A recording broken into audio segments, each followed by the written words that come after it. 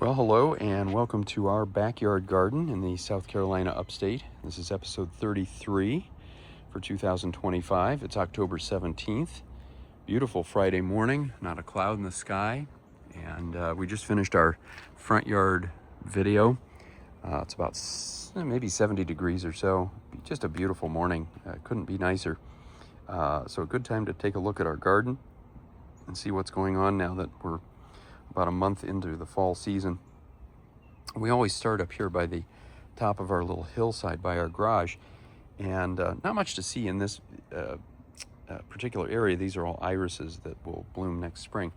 But as I was looking before I started the video, I noticed in the crack here in the cement next to the garage, these are little snapdragons that are coming up. And I wouldn't normally say much about this. There's not much to see there, but if you were watching any of our videos early in this year, we had snapdragons, big ones, coming up out of there. In fact, out of all the snapdragons in our garden, these coming up out of the cement were the most prolific ones. They had the most flowers, big bright yellow flowers, and they had kind of died off, so I pulled those all out last month, and they're growing again now.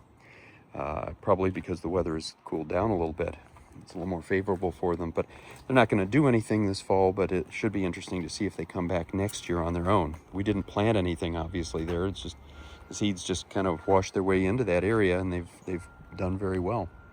Now, coming down the hill, we have what's left of our cleome. Not a lot. A few pink flowers left. For the most part, these are about done, though. And they get really spindly and kind of odd looking, but I let them stay around long enough for their seed pods to mature. So if you look, as the stalks grow and the flowers just continue to move their way up, what's left are these seed pods. And eventually these matured a little bit earlier, and you want the seeds to just fall down into the soil, and that guarantees that you're going to get flowers next year too. So I always try to do that. Over here is one of our daisies. It was, I would say, peaking last week. It's probably got another week or so. It tends to finish up very quickly. I'm not seeing much in the way of buds now, so this will probably be the last week that we see these. And there are a couple of others further down in the yard. And then over here we have our pokeweed. I became aware of this about midsummer. It just came up on its own. But I do see these around quite a bit. They're sort of an ornamental weed, so I've let it grow. It's very poisonous, so stay away from the berries, although the birds like them. These dark purple berries, they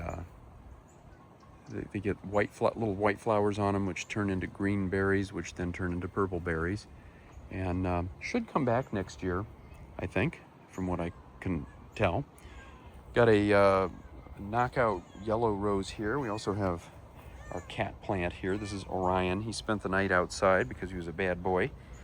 Now that it's morning, he wants his food. He wants to get back in, but he's going to have to wait until this video is over. Sorry, little man. Very, very friendly little cat. Actually, a big cat, big tomcat. Anyway, got our hydrangeas, our white hydrangeas. We have pink and blue ones in the front. We have the white ones in the back. Not looking really good right now. They're just kind of hanging on until winter time, and then they'll really come back next spring with a vengeance. Actually, more in the summer. But for right now, what's left of these flowers are turning into seed pods, and they'll just stay like that, like what you're seeing here, until next spring. But not a lot to see in this particular bed. We've got a few zinnias that we put in, but digitalis and clematis, butterfly bushes, even a type of viburnum back there, they're all pretty much done for the year. This butterfly bush finished up a few weeks ago. And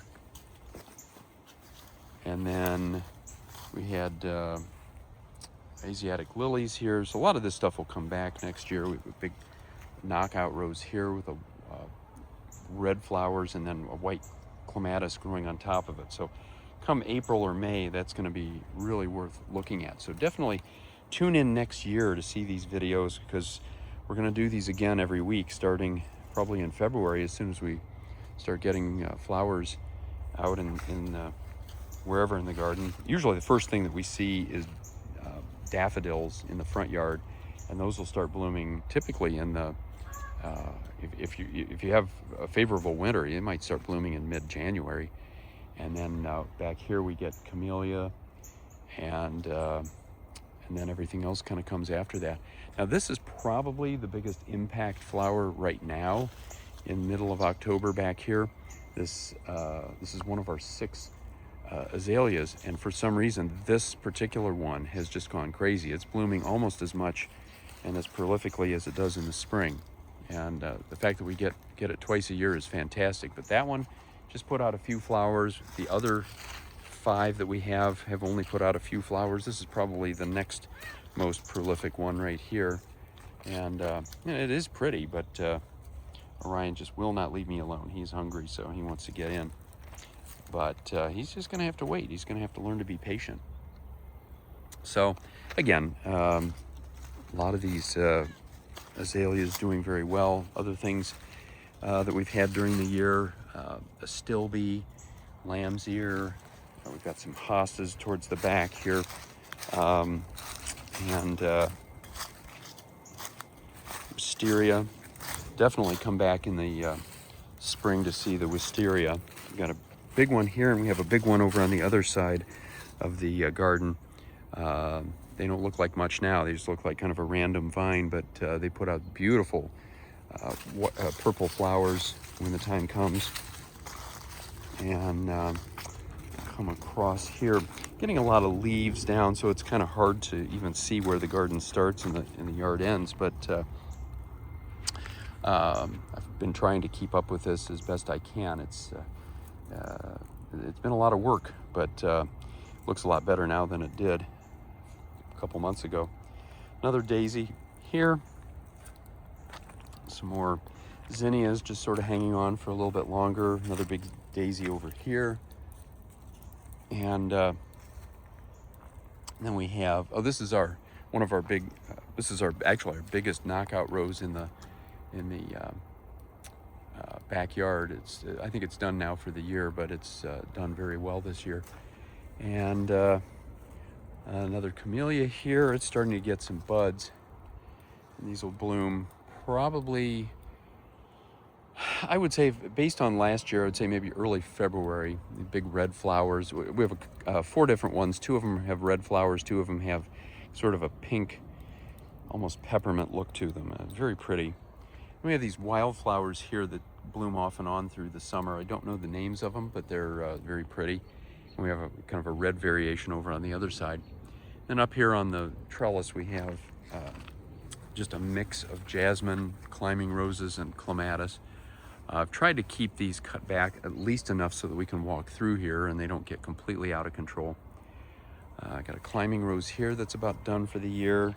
Spiderwort, which I think should be still blooming. I see these buds here, so I'm not sure what it's waiting for, but we might still get some more flowers off of that. It usually does very well. This is the other wildflower that I was talking about, this pink one. Very similar to the light pink one that we saw over on the other side. I don't know the name though. Vinca here, I've talked about this the last couple of weeks. Kind of a strange thing. The Vinca have done really, really well down here. We use these kind of in place of impatiens, which have not done so well. They don't handle the heat of our summers, but Vinca do. Strange thing is, these have always reseeded, but this year they really didn't. We've had, we put Vinca in about 4 years ago, and then the next 3 years they came up just from seed. And this year, the only ones that we've gotten are these 2. One right down here on the ground, and then this big one, which is unusually big.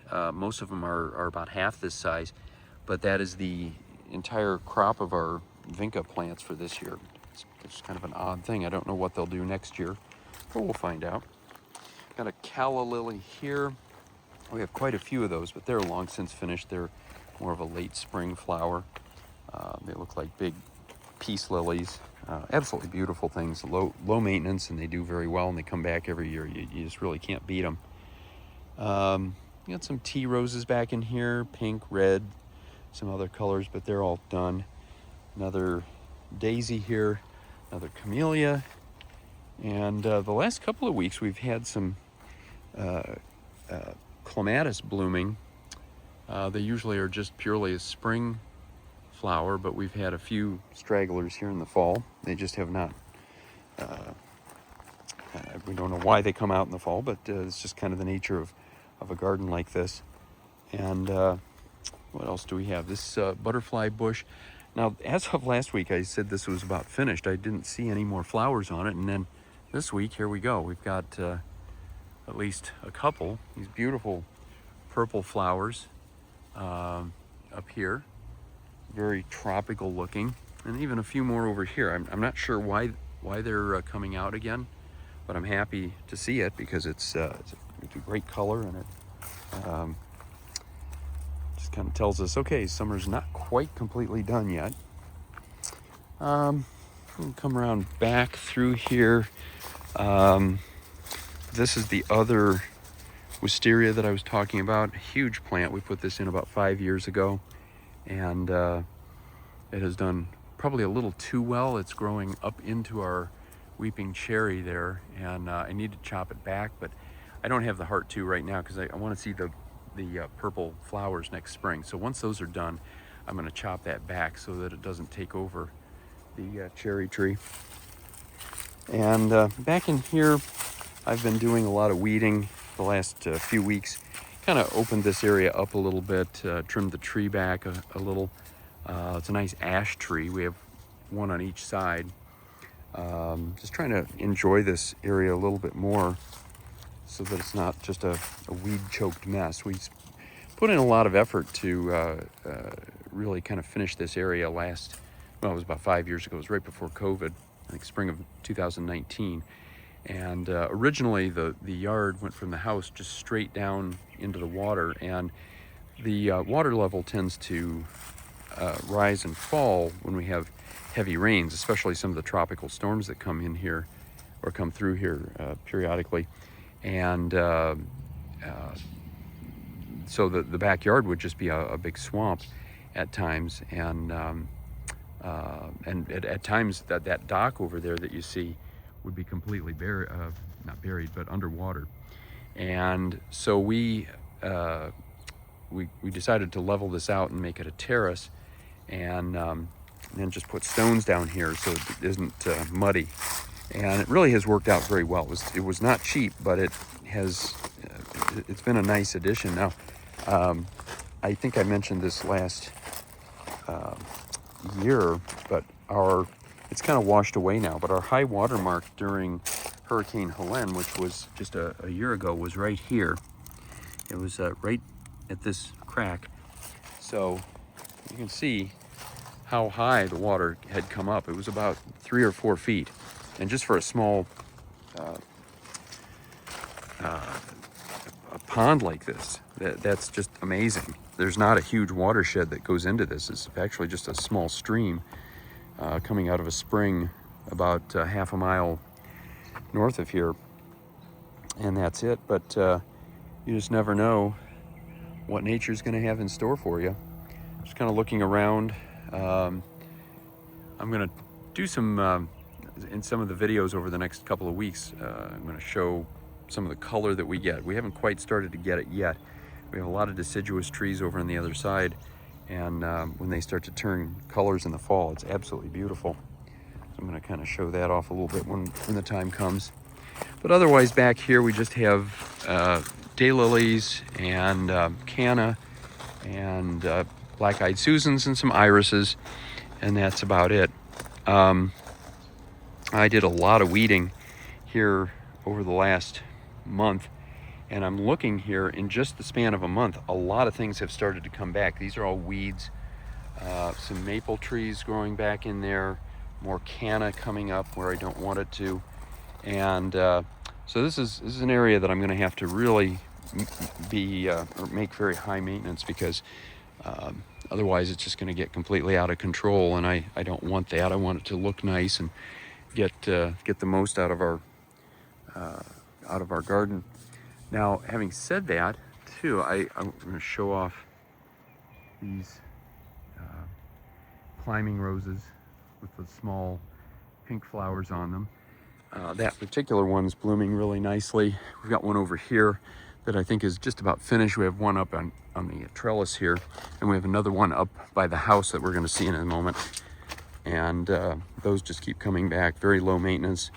Well, that's not entirely true. They are high maintenance from the standpoint that you have to chop back some of the branches that develop. Otherwise, they will just take over, and they get out into the walking areas, and then you've got thorns where you don't really want them. So you do have to keep on top of them, or they'll get out of control.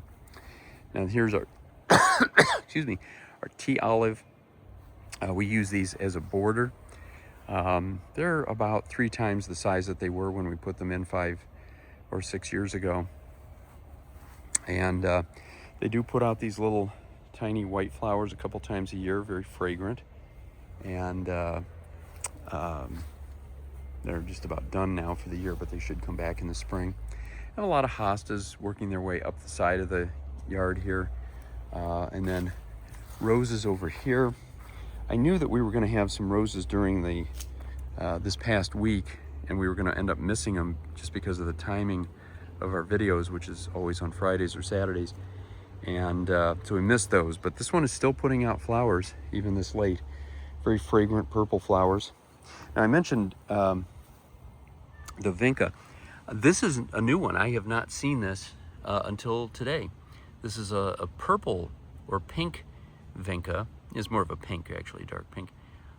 This is the only one that's grown up here. We had them all through this area, but that one came back next year. Don't know if any will come back. If not, I may have to buy some and put them in. And then we've got some other things, for some Veronica here that's just about finished up. Some wild strawberries that we don't really do anything with. We don't pick them or eat the flower or the fruit. We don't get much fruit, but they've kind of spread throughout the garden here. You can see how they've spread with their runners, and they're kind of all through here, but it's just greenery, basically, just ground cover. Now, one thing is definitely worth seeing, and it's strange how you'll get this even at this time of year.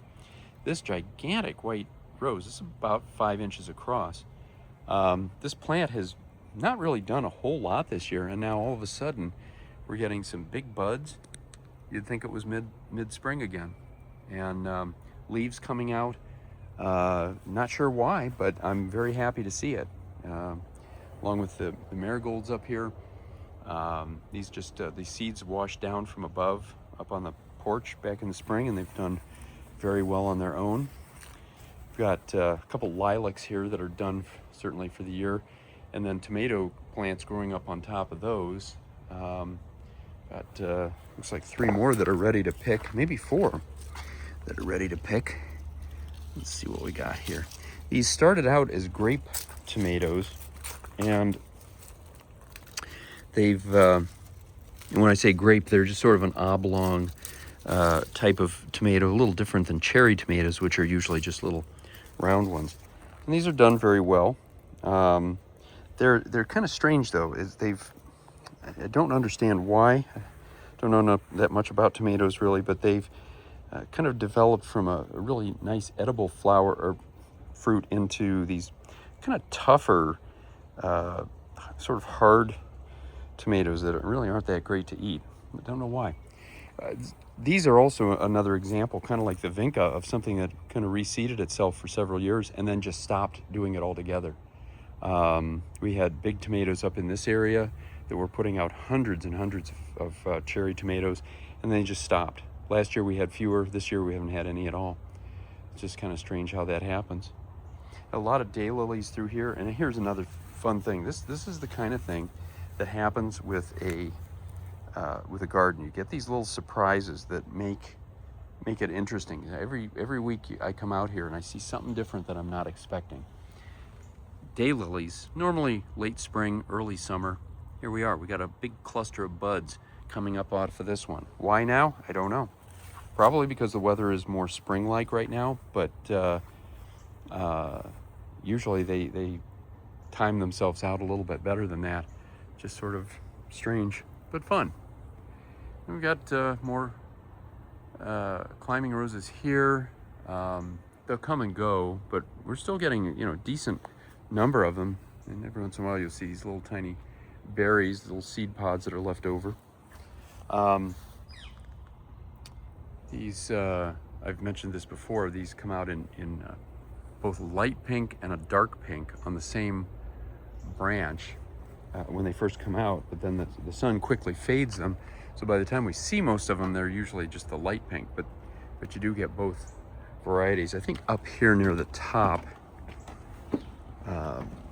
we might be able to see some of the different varieties. You know, not so well. Yeah, some of these are a little bit darker, some a little bit lighter, but that's how they naturally bloom. And there's Orion saying hi. Not much to see up this way. We had a bunch of marigolds and a few other flowers, and there's still a few blooms on these, but they're really, for the most part, about done. The plants themselves don't look too good, but that's what you would expect this time of year. There's enough flowers to keep them going. And we have a couple things here that we just pulled out of the garden. Mint. And then my daughter bought some basil at the store, and for cooking primarily. And we've left them out here because we found aphids on them. But I did not know basil would give these beautiful little white flowers. I haven't showed these off before, but they're very pretty, delicate, things like you would expect to see in the spring. But here they are in the middle of October. All right, so that is about it for the backyard. And again, another beautiful day. Hope it's sunny wherever you are. And until next time, happy gardening.